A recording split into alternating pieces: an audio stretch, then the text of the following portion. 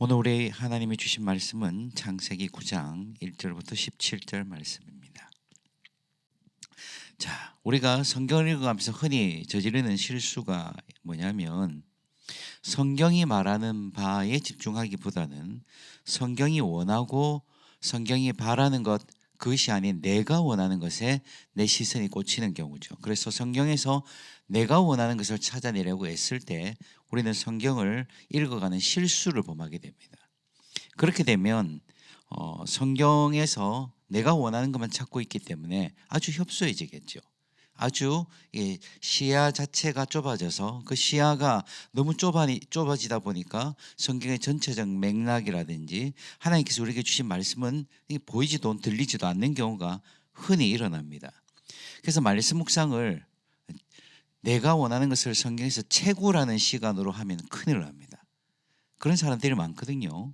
채구라는 거예요. 성경에서 내가 원하는 것을 자꾸 채굴 하려고 하면 큰일 나고, 말씀이 나를 어떻게 비추고 말씀이 나를 어떻게 해석하고 나에게 뭐라고 말씀하신지 항상 집중해야만 성경이 말하는 바를 잘 볼 수 있습니다. 오늘도 말씀을 통해서 내 삶을 묵직하게 비추어 보기를 원합니다. 단순히 아주 얇게 아주 가볍게 그냥 내 감성 한번 자극하는 그런 말씀 붙잡으면 은혜 받았다라고만 말하지 말고 묵직하게 내 삶을 비추어보고 반추해보는 이 시간이 되기를 원합니다. 우리가 1절을 보니 이렇게 하나님께서 말씀하시죠. 하나님이 노아와 그 아들들에게 뭘 주셨다고요? 복을 주셨다는 것입니다. 이것이 참 중요합니다. 하나님께서는 홍수로 모든 생물들을 멸절시키지요. 그 멸절과 그 심판의 그 목적이 뭡니까? 다 쓸어버려? 오늘 기분 나쁘니까 다 쓸어버려. 이게 아니었습니다. 하나님의 방향, 하나님의 목적 뭐죠? 새로운 창조, 새로운 시작, 그래서 축복하기 위하심입니다. 그래서 하나님께서는 우리에게 그렇게 그 복을 다시 주신 것이죠. 그래서 노아의 아들들에게 어떤 복을 주셨습니까? 1절에 보니까 생육하고 번성하고 충만하라. 이거 아담과 하와에게 주신 축복과 동일하지요. 생육, 번성, 충만입니다. 그러면서 또 뭐라고 얘기하십니까? 2절에 보면 모든 짐승들, 모든 새 땅에게는 모든 것 바다의 물고기를 어떻게 합니까? 너희 손에 붙였다고 말씀하시죠. 이 말은 뭐냐? 맡겼다는 뜻입니다. 그 또한 아담과 하와에게 주셨던 동일한 책임이었죠. 이 피조 세계를 잘 관리하는 것입니다. 다만 한 가지가 변했습니다. 2절에 보니까 너희를 두려워하며 너희를 어떻게 된다고요? 무서워할 것이다. 이것은 예전에는 피조 세계의 모든 동물과 짐승들이 어떻게 해요? 아담과 하와의 명령에, 사람의 명령에 순종했다는 걸 뜻합니다. 대결 구도가 아니었는데 이제는 드디어 대결 구도가 벌어지죠. 서로 두려워하고 무서워하고, 그래서 이 인간과 동물, 즉 피조 세계 사이에 갈등이 심화되는 모습을 보여줍니다. 그러면서 이제 3절에 뭐라고 얘기하십니까? 모든 산동물이라면 살아있는 동물을 너희가 먹을 것이 된다. 즉 육식이 허용되죠. 그래서 채소같이 이것을 다 너에게 준다라고 말씀하십니다. 이것을 공식적으로 육식을 허용하시니까 이제 고기 마음껏 먹자. 물론 그것도 맞죠. 이제 고기 마음껏 먹는데 또 어떤 분들은 여기서 뭔가 포인트를 하여튼 이 창의적인 이 포인트가 대단하십니다. 여기서부터 육식을 하면서 수명이 작아졌다는 거예요. 네. 그럴까요? 그렇진 않습니다. 우리가 창세기의 수명을 잘 보면 우리가 수명이 줄어드는 것과 육식과의 너무 연관성을 깊게, 물론 육식을 시작한 이후로 사람의 수명이 줄어들지만 우리는 자꾸 120년, 에녹의 365년, 이런 것에 자꾸 집착하는데 사실은 육식을 안 하면 빨리 죽습니다. 육식을 안 하면 큰일 납니다. 단백질을 섭취해야 되죠. 여기서 말하는 것은 육식을 해서 이제 너희는 저주받아서 이제 수명이 줄어들었다 이 얘기가 아닙니다. 육식을 통해서 이제 동물들은 어떻게 됩니까? 인간을 두려워하게 되죠. 이렇게 육식을 하게 되는 이 인간으로 말미암아 동물은요 인간에게 두려움을 느낍니다. 이것은 인간이 동물에게 저항할 수 있는 힘이 생겼다는 것을 뜻합니다. 왜냐하면 서로 갈등 구도가 되면 사자와 우리가 1대1로 붙으면 이깁니까 집니까? 정신을 똑바로 차리면 이깁니까? 못 이깁니다. 그러나 이 사람에게는요 이 육식할 수 있는 힘을 가짐으로써 어떻게 되죠? 동물들이 모두 두려워하게 되죠. 그래서 어쨌든 이 육식이라는 것이 어떤 뭐 큰 어떤 오래 생각하는 수면과 관련된 걸 자꾸 포인트를 두면 아까 제가 초두에 얘기한 대로 잘못된 길로 갈 수 있습니다. 오늘 하나님께 주신 것은 뭐죠? 복을 주신 거예요. 복을 주시고 피조세계를 다시 관리하라고 하시면서 이 동물들과의 관계 속에서 우위를 차지할 수 있도록 육식도 허용이 되죠. 그러면서 이제 중요한 오늘의 본문의 가장 중요한 본문의 핵 키워드는 4절, 5절, 6절입니다. 4절에 뭐라고 나옵니까? 고기를 그 생명되는 피째 먹지 말 것이니라. 이거 뭐죠? 피가 생명을 뜻하기 때문에, 즉 피 자체가 의미가 아니라 피를 그대로 먹는다는 것은 생명을 부여하신 하나님에 대한 도전으로 간주하겠다는 뜻입니다. 그래서 피째 먹지 말라니까 이거 뭐 해야 됩니까? 이러면 스테이크는 이제 레어로는 못 먹습니까? 예, 피가 뚝뚝뚝, 저 싫어합니다만은, 예, 피가 뚝뚝뚝 그런 거 먹으면 안 되는 거라 그 얘기하는 거 아니죠. 뭐 먹지 마라의 문제가 피를 먹지 마라는 것이 이 피가 소중하다 알아요. 근데 그 피의 의미가 뭡니까? 생명. 그 생명은 뭡니까? 생명을 주신 하나님에게 방점이 있는 것이죠. 그래서 뭐 여호와의 증인처럼 수혈을 하면 안 된다든지 이런 식의 적용들은요 성경의 포인트를 아주 빗나간 것입니다. 하나님 말씀하고 싶은 것은 뭐죠? 5절 6절에 있어요. 왜 피채 먹지 말라 하십니까? 내가 반드시 너희의 피 곧 너희의 생명의 피를 찾으리니, 즉 피가 흐르면 보복하겠다고 말씀하시는 것이죠. 이게 어디와 연관이 되죠? 노아의 시대가 어떤 시대였습니까? 포악한 시대였죠. 폭력의 시대였습니다. 사람의 피를 흘리는 것에 주저함이 없던 시대였어요. 그 시대를 하나님께서 멸하셨잖아요. 그 시대를 하나님께서 쓸어버리신 것입니다. 그렇기 때문에 하나님께서 이 피째 먹지 말라는 것은 단순히 피 뚝뚝뚝 흐르면 혐오가 있고 그 피를 먹으면 다른 생물의 생명 이런 식의 그런 접근보다는 바로 그 피가 흐르는 곳에 생명이 해하게 되고 피가 흐르는 곳에 사람이 죽어가고 사람이 문제가 생기는 그 생명에 대한 경시가 바로 문제가 된다는 것을 말씀하고 계신 것이죠. 그래서 뒤에 뭐라고 되어 있습니까? 6절 다른 사람의 피를 흘리면 그 사람의 피도 흘릴 것이다. 무슨 말이죠? 다른 사람을 해하는 그 피, 생명을 해하는 생명 경시를 하게 되면 어떻게 하겠다? 하나님이 그것에 대해서 반드시 보복하겠다. 왜요? 6절에 하나님이 자기 형상대로 사람을 지으셨기 때문입니다. 즉 생명을 자신의 욕망을 위해 해하거나 위해하는 자는 반드시 보복하고 심판하시겠다는 하나님의 선언이죠. 다 먹어, 다 허용해. 하지만 생명을 경시하는 것은 절대로 허용하지 않겠다는 하나님의 선언인 것이죠. 그래서 우리의 일상에서도 똑같습니다.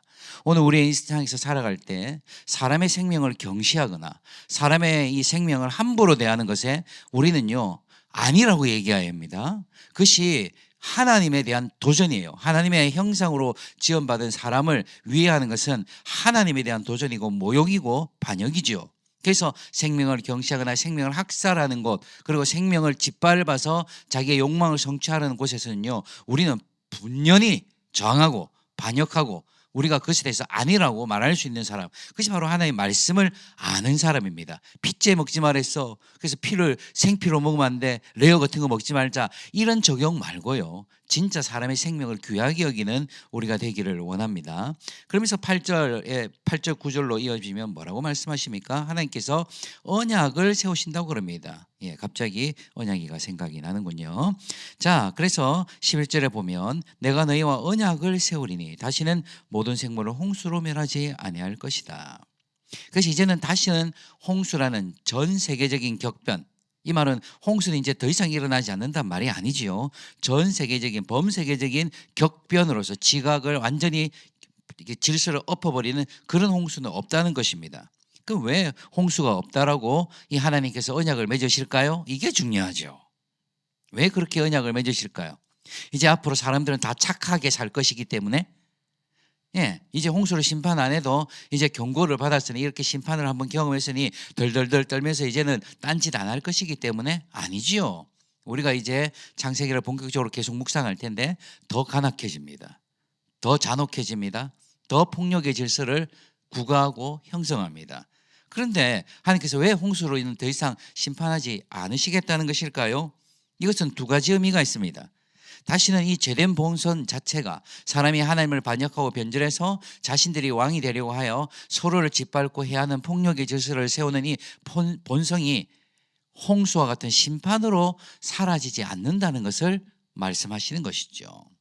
그러한 심판으로 그러한 대격변을 통해서 이 사람들의 본성이 바뀌지 않는다는 것을 의미하고, 두 번째는 하나님이 심판의 광기에 사로잡혀서 멸망을 즐기시는 분이 아니시라는 것을 의미합니다. 하나님 우리가 죽어가는 꼴을 보면서 잘됐다 박수치면서 야 저거 더 쓸어버려 이런 분이 아니라는 것이죠. 그래서 하나님은 홍수로 심판하지 않겠다고 하시면서 뭐라고 얘기하십니까? 우리 12절 13절 14절 15절 16절 봅시다. 뭐라고 되어 있죠? 하나님께서 내가 내 무지개를 13절입니다. 구름 속에 두었는데, 이게 뭐라고요? 언약의 증거라고 11절에 말씀하시죠. 하나님께서는요 이 무지개를 통해서 뭘 보여주시겠다고요? 내가 다시는 너희를 이 홍수와 같은 심판, 대격변으로 너희를 심판하지 않을 것이라는 언약. 그래서 노아와의 언약을 무지개 언약이라고 불러요. 근데 여기에 또 중요한 게 있습니다. 무지개가 14절에 보십시오. 언제 나타난다고요? 구름 속에 나타나죠. 이게 우리 밖에 있는 그냥 구름 좀 끼었는데 하나님께서 무지개를 뿅 하고 나타나시다 이 말이 아니에요. 이 구름은 뭐냐면요 폭풍의 구름입니다. 이 폭풍의 구름 아시죠? 잔뜩 비를 머금고 시커멓게 몰려오는 구름요. 그럼 우리가 보면 비 온다 알잖아요. 그 구름을 보면 사람들이 어떻게 느낄까요? 그죠? 홍수에 트라우마가 다 있으니까. 그 비가 그렇게 내릴 줄을 몰랐으니까. 그죠? 그런데 그 구름 속에 뭐가 나타난다고요? 비가 올 것 같았는데 무지개가 있다는 것이. 이 말은 무엇이죠? 하나님께서 우리를 더 이상 그 홍수로 심판하지 않는다는 것이죠. 근데 중요한 단어가 또 여기서 이 무지개입니다. 무지개는요 히브리어에 없던 단어입니다. 우리가 생각하는 레인보우가 없어요. 레인보우가 없다니까요. 그러면 뭘 썼냐면 캐세트라는 단어를 썼는데, 이게 뭐냐면 활입니다. 활을 무지개로 봤어요. 그래서 그 활이 무지개인데, 여기서 중요한 것은 활이 어떻습니까? 대가 있고 밑에 줄이 있죠. 그래서 무지개는 어떻죠? 혹시 이렇게 밑으로 돼 있는 무지개 본 적 있습니까? 아니죠. 다 위로 동그랗게 되죠. 그러면 그 활이 어디를 향하고 있죠? 하늘을 향하고 있는 것입니다. 여기에 핵심이 있습니다. 하나님께서 활을 자신을 향해 두시면서 이 무지개가 언약이다라고 말씀하셔요. 다시는, 이 말은 뭐냐면 활을 걸어놨다는 의미는 전쟁이 끝났다는 1차적인 의미가 있어요. 이제 전쟁 안 해. 그러니까 하나님 심판하지 않는다는 의미가 있고, 두 번째 그 활 내가 받을게. 그 심판 내가 받을게. 이제 더 이상 너희들을 그런 식으로 심판해서 너희들의 어떤 문제가 해결되지 않는다는 것을 알기 때문에 내가 그 화를 내가 받아내마. 내가 그 화를 받아내므로 내가 그 심판을 내가 받아내마. 바로 누굽니까? 예수 그리스도께서 죽으심으로 우리를 향한 그 모든 구원의 사랑, 속죄를 통한 사랑을 베푸시겠다는 은혜를 바로 이 노아 앞에 무지개를 보여줌으로써 우리에게 언약하고 계신 것이죠. 하나님 이 감당 못할 사랑, 이 해픈 사랑 말입니다. 이 사랑이 오늘의 나를 있게 하는 것입니다. 하나님이 이렇게 변함이 없으십니다. 해프신 분이에요. 사랑이 넘치시는 분이에요. 항상 변덕과 변절은 누구의 몫이었죠? 우리의 몫이었어요. 우리가 뒤집고, 우리가 거절하고, 우리가 생명을 경시하며 핏째 먹어대며 피를 마시고 피를 흘리면서도 두려움이 없고, 우리가 하나님의 이 형상으로 지원받은 이웃과 형제를 혐오하고 배제하고 차별하면서도 겁 없이 사는 거죠. 그런 세상, 폭력 사회를 만들어 놓고 하나님이 우리에게 축복하실 거라고 떠들어대는 착각을 하는 게 바로 인간입니다. 그런 시대의 탕류에 편성해서 휩쓸려 가면서 사람을 짓밟고 밀어내고 경쟁하고 이겨서 자기가 승리해서 하나님께 축복을 받았다고 말하는 그런 사회 아니라고 말씀하시는 것입니다. 하나님은 무지개 언약을 통해서, 십자가를 통해서 우리의 죄를 사하시겠다고 자신을 향하여 화를 드시는 하나님을 보십시오. 그 사랑이 오늘의 나를 있게 하는 것입니다. 이 십자가 사랑 구속을 받은 우리, 이 여전한 은혜, 이 사랑 받은 우리, 오늘 우리의 모습입니다. 오늘도 이 사랑을 안다면 다시는 내가 홍수를 심판하지 않으마 무지개를 보여주시며 내가 이 짐, 내가 네 죄, 내가 네 변적과 변절 다 짊어질게. 이제 더 이상 그 죄에 누르지 않기를 원하고 예수 십자가 붙들고 그 십자가 보혈 그 의지하고 나와 함께 영생 영원한 사랑을 누리며 하나님 나라를 세워가자 말씀하시는 이 노아의 언약에 담긴 하나님의 심정을 깨닫는 우리 모든 아름다운 식구들이 되기를 원합니다. 기도하겠습니다.